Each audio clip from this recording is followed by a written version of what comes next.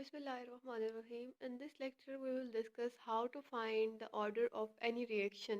तो यहाँ पर हम कुछ some sort of problems को solve करेंगे जिन्हें हम numericals भी कह सकते हैं. तो हम numericals को solve करके देखेंगे कि order of reaction हम लोग किस तरह से find out कर सकते हैं. यहाँ पर आप लोग देख सकते हैं कि हमें एक equation दी गई है 2NO2 plus O2 और जो बना रही है 2NO2. ठीक है, तो अब उन्होंने क्या कहा है कि define order of reaction by given data. अब उन्होंने हमें डाटा तो प्रोवाइड कर दिया, उन्होंने कहा order of reaction find out करें. तो हमारे पास ये वाला न्यूमेरिकल है ना, ये हम एक ट्रिक से सॉल्व करेंगे.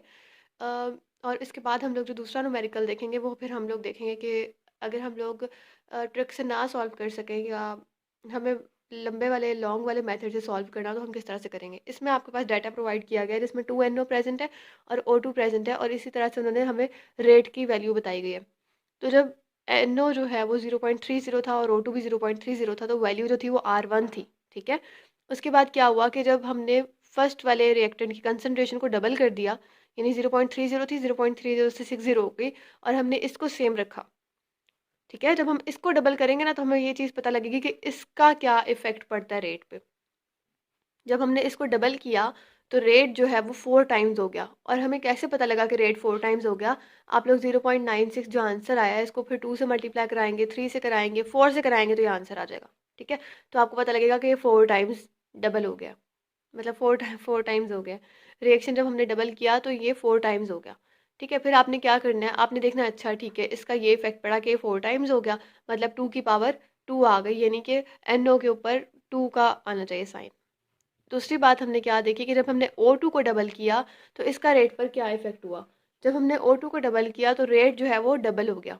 डबल हुआ आपको कैसे पता लगेगा कि आप जब 0.096 को मल्टीप्लाई कराएंगे तो 0.192 आ जाएगा और आप कहेंगे कि ये भी डबल हुआ. तो मतलब जब एक चीज़ डबल होने से रेट भी डबल हो गया तो मतलब फर्स्ट ऑर्डर रिएक्शन होगा ये. और ये सेकंड ऑर्डर रिएक्शन, मतलब इसकी पावर 2 आएगी, इसकी पावर 1. अब एक चीज़ तो हमने यहाँ से डिटरमाइन कर ली कि भाई ऐसे हुआ है. और दूसरी चीज़ आप लोगों क्या देखते होते हो वो ये कि जब NO के साथ 2 प्रेजेंट है ना तो मोस्टली इसकी पावर में 2 ही आता होता है, ये नहीं सेकंड ऑर्डर रिएक्शन होगा. और O2 के साथ कोई वो नहीं है, मतलब ऑक्सीजन पूरा है, इसकी कोई पावर आपको नहीं दी हुई, पीछे मोल कोई नहीं है, तो आप कहेंगे कि भाई ये फर्स्ट ऑर्डर है.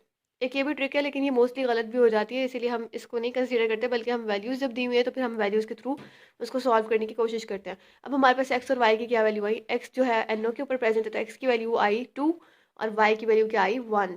तो 2 + 1 = 3. तो हमने यहाँ से ऑर्डर ऑफ रिएक्शन जो है वो निकाल लिया. अब मैं आपको कुछ चीज़ें बताने लगी हूँ, ये 3 to 4 पॉइंट्स हैं जो आप लोग को हेल्प करेंगे कि आप लोगों ने कैसे डिटरमाइन करना है कि ऑर्डर ऑफ रिएक्शन क्या होगा. अगर वैल्यूज़ में दी गई चीज़ें उनमें से किस कंसंट्रेशन को आप 2 टाइम्स करते हैं, फॉर एग्जांपल इसकी या इसकी कंसंट्रेशन, दोनों रिएक्टेंट्स में से किसी एक की कंसंट्रेशन को आप 2 टाइम्स करते हैं और रेट आपको नज़र आता है कि 2 टाइम्स इंक्रीज़ हुआ है. जैसे O2 वाले में आपको ने देखा कि हमने जब डबल किया इसकी कंसंट्रेशन को तो रेट 2 टाइम्स इंक्रीज़ हुआ है, तो आप कहेंगे ऑर्डर फर्स्ट है. ठीक है, फिर अगर आप कंसंट्रेशन को 2 टाइम्स इंक्रीज करेंगे लेकिन रेट जो है वो 4 टाइम्स इंक्रीज हो जाएगा, जैसे इसकी कंसंट्रेशन में हुआ, तो आप कहेंगे ऑर्डर जो है वो सेकंड है. अगर कंसंट्रेशन 2 टाइम्स करने से रेट 8 टाइम्स इंक्रीज होगा तो आप कहेंगे ऑर्डर थर्ड है. और अगर आप कंसंट्रेशन को चेंज करते जाए लेकिन कोई इफेक्ट ना आए, यानी अगर आपने कंसंट्रेशन चेंज कर दी 2 टाइम्स, डबल कर दी या हाफ कर दी और कोई चेंज नहीं आया, तो आप कहेंगे कि ऑर्डर जो है वो ज़ीरो है, यानी कि रिएक्टेंट जो है या रिएक्शन जो है वो किसी चीज़ पर डिपेंड नहीं कर रहा, कंसंट्रेशन पर डिपेंड नहीं कर रहा. ठीक है, तो आप कहेंगे ये ज़ीरो ऑर्डर रिएक्शन है. तो अब हमारे पास ये वाली जो एग्जांपल दी गई है इसमें हमें वही उसी तरह ही ए की मोलैरिटी बताए, मतलब ए के मोलर बताए गए हैं और बी की कंसंट्रेशन बताई गई है मोलर्स में, और साथ में इनिशियल रेट दिया है यानी m/सेकेंड. तो अब हमने क्या करना है, हमने जिस तरह उसमें किया था, हमने उसमें किया था कि हमने बस डायरेक्टली पता कर लिया था कि किस तरह से हम लोग फाइंड आउट करेंगे ट्रिक से कि भाई ये डबल किया तो ये डबल हो गया, इस तरह से.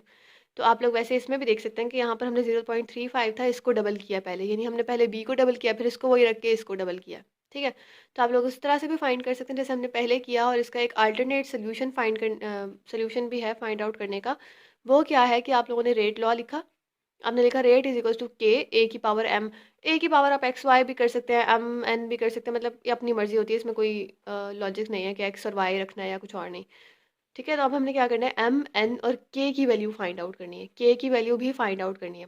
तो हमारे पास रेट क्या है, रेट = k, यानी हमने ये रेट लॉ लिख लिया, a की पावर m b की पावर n. नेक्स्ट हमने क्या किया, जब हमने रेट लॉ लिख लिया, रेट लॉ लिखने के बाद हमने वैल्यूज़ पुट करनी है. आप में वो जो 3 उन्होंने हमें वैल्यूज़ 3 बार बताई हुई हैं कि हमने इसको डबल किया, इसको डबल किया, आपने उनमें से कोई सी भी वैल्यू उठा लेनी है और आपने जो है ना वो उसको लिख लेना है इक्वेशन के अंदर। ठीक है? तो वहाँ पर उन्होंने कहा था rate is equals to, rate की वैल्यू आपको दी हुई है, हमने शायद फर्स्ट वाली उठाई, यहाँ पर हमने फर्स्ट वाली वैल्यू लिख ली रेट की। उसके बाद के आगे ए की वैल्यू जो उन्होंने 1.44 बताई थी और बी की वैल्यू जो उन्होंने 0.35 बताई थी। आपने ये इक्वेशन तैयार कर ली। नेक्स्ट आपने क्या किया, जो दूसरी वाली उन्होंने वैल्यूज़ दी हुई थी जिनमें उन्होंने डबल किया था बी को, हमने वो वाली वैल्यूज उठाई, आर की जगह पे आर लिख दिया, उसका ए की जगह पे ए और बी की जगह पे बी। तो ये हमारी सेकंड इक्वेशन प्रिपेयर हो गई।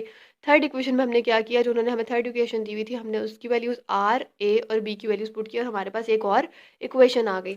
अब हमने क्या करना है, कोई सी दो इक्वेशंस हमने सेलेक्ट करनी है, फॉर एग्जांपल ए और बी या बी और सी या ए और सी, कोई भी आप कोई सी दो ले सकते हैं। आपने कोई सी दो इक्वेशंस को सेलेक्ट करना है, उनको डिवाइड करना है। ठीक है? तो हमने यहाँ पर ली equation number 1 and equation number 2, इन दोनों को डिवाइड कर दिया।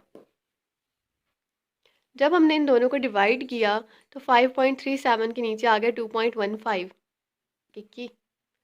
ठीक है? तो हमने के नीचे डिवाइड किया के को, तो के से कैंसिल हो गया, ऊपर से फिर थी ए की वैल्यू यहाँ पर भी वही थी, यहाँ पर भी वही थी, तो हमने डिवाइड की तो ये दोनों आपस में कट गई और हमारे पास क्या बचा, सिर्फ और सिर्फ बी की वैल्यूज़ जो थी वो डिवाइड में बची और साथ में ये।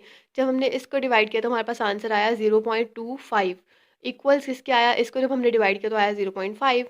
अब देखें 0.5 एन और ये है 0.25। हमने क्या करना है, सिंपली इसको निकालने के लिए ना दो तरीके, बल्कि हम ये वाला यूज़ करते हैं कि हमने क्या किया, 0.25 को हम बैकवर्ड ले गए, तो ये 0.5 का स्क्वायर बनता है। ठीक है?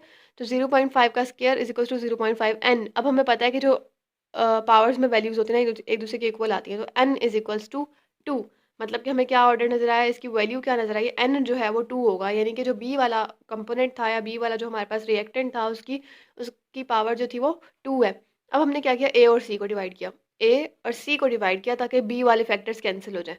जब ए और सी को डिवाइड किया तो बी वाला फैक्टर वाकई कैंसिल हो गया, के ने के को कैंसिल कर दिया। इसकी वैल्यू और इसकी वैल्यू हमने देखनी है। इसकी वैल्यू आई 0.5, जबकि इसको जब हमने डिवाइड किया तो वैल्यू आई 2m। ठीक है? तो अब हमने क्या किया, इस 2m के साथ हमने 0.5 को हम 1/2 भी लिख सकते हैं, हमने 0.5 को 1/2 लिख लिया, इक्वल्स 2m, सेम वही हो गया। अब हमने क्या किया, टू इसको जब हमने उल्टाया, मतलब जब हमने इसको उल्टा किया तो ये हो गया 2 की पावर -1 और यहाँ हो गया 2 की पावर m। ठीक है? या आप इसको कह सकते हैं कि हमने मल्टीप्लाई एंड डिवाइड बाय 2 कर दिया यहाँ पर। तो जब हम मल्टीप्लाई भी करेंगे और डिवाइड भी करेंगे 2 को, तो मल्टीप्लाई और डिवाइड करने से क्या होगा कि 2 से कैंसिल हो जाएगा और एक 2 बच जाएगा, तो जो 2 बचेगा उसकी पावर -1 और 2 की पावर m, तो हमने कहा m इज इक्वल्स टू -1। अब हमने क्या करना है, इक्वेशन में m की और n की वैल्यूज़ को पुट कर देना है। जब हमने इक्वेशन में m की और n की वैल्यूज़ को पुट करना है तो ये सेम इक्वेशन, कोई भी इक्वेशन आप लेके पुट कर सकते हैं। यहाँ पर ये रेट की वैल्यू लिखी, आपने a की वैल्यू लिखी, b की वैल्यू लिखी और इसके ऊपर -1 और ये 2 लिख दिया। अब आपने क्या करना है, ये माइनस वाली वैल्यू को आपने नीचे ले जाना है। जैसे हम लोग पहले ऊपर लेकर आए थे तो हम उसको नीचे ले गए, माइनस वाली वैल्यू को आपने नीचे ले जाना है। अब आपने निकालनी है के की वैल्यू, तो के की वैल्यू क्या आ जाएगी, ये रख के माइनस वाली वैल्यू को डिवाइड कर दिया तो आंसर हमारे पास आया 0.0850 के। अब के को यहीं पे रखना है, इसको वहाँ ले जाना है, तो जब ये वहाँ जाके डिवाइड होगा तो हमारे पास के की वैल्यू आ जाएगी 0.0631। ठीक है? और हमने इसके साथ लिखा मोलर पर सेकंड। मोलर पर सेकंड क्यों लिखा, क्योंकि इसका ऑर्डर जो है वो बन रहा है मोलर पर सेकंड वाला। ठीक है? होप सो आपको ये वाला जो है न्यूमेरिकल प्रॉब्लम ये समझ आया होगा। Thank you. नेक्स्ट हमारे पास एक और प्रॉब्लम है जिसमें हमें सेम वैल्यूज़ दी गई हैं, ए की और बी की, और साथ में रेट दिया गया है। इसमें हम लोगों ने फिर से वही ट्रिक यूज़ की जो हमने फर्स्ट वाले में की थी, और यहाँ पर हमने क्या किया कि हमने चेक किया कि जब हमने 0.01 मोलर था ए, तो हमने इसको 0.02 किया, यानी 2 टाइम्स कर दिया, तो रिएक्शन जो है वो भी 2 टाइम्स हो गया। ये भी हमें अंडरस्टूड है, 0.05 था 0.10 हो गया, 0.010 हो गया, तो हमने कहा ये डबल हो गया। ठीक है? फिर हमने क्या किया, बी की वैल्यू को देखा, जब बी की वैल्यू को हमने डबल किया तो रिएक्शन पे कोई असर ही नहीं हुआ, तो हमने क्या कहा, हमने कहा इसके ऊपर 1 है, यानी कि रिएक्शन हमने डबल, वैल्यू हमने डबल की थी तो रिएक्शन भी डबल हो गया, और इसको हमने 2 टाइम्स किया तो चेंज कुछ नहीं हुआ, तो हम इसको इस तरह से भी लिख सकते हैं एज अ थ्योरी बना के, अगर आपको न्यूमेरिकल प्रॉब्लम में भी आ जाए तो आप इसको इस तरह भी लिखेंगे तो ये अंडरस्टूड है बात, ये ठीक हो जाएगा। तो फिर यहाँ क्या हुआ, हमने कहा रिएक्शन, हमने इसको कंसंट्रेशन 2 टाइम्स डबल की थी तो ये 2 टाइम्स हो गया। इसका मतलब है कि ये फर्स्ट ऑर्डर रिएक्शन है और यहाँ पर कोई चेंज नहीं आया, मतलब ये 0 ऑर्डर रिएक्शन है। तो एक्स और वाई की वैल्यूज़ क्या आ जाएंगी, एक्स की वैल्यू आ जाएगी 1 क्योंकि फर्स्ट ऑर्डर रिएक्शन है, वाई की वैल्यू आ जाएगी 0 क्योंकि 0 ऑर्डर रिएक्शन है, और ओवरऑल रिएक्शन का जो ऑर्डर होगा वो होगा 1। तो ये थे हमारे कुछ एग्जाम्पल्स। इसी तरह आपको कुछ और आए तो आप लोग सॉल्व करके देख सकते हैं। होप्स आपको समझ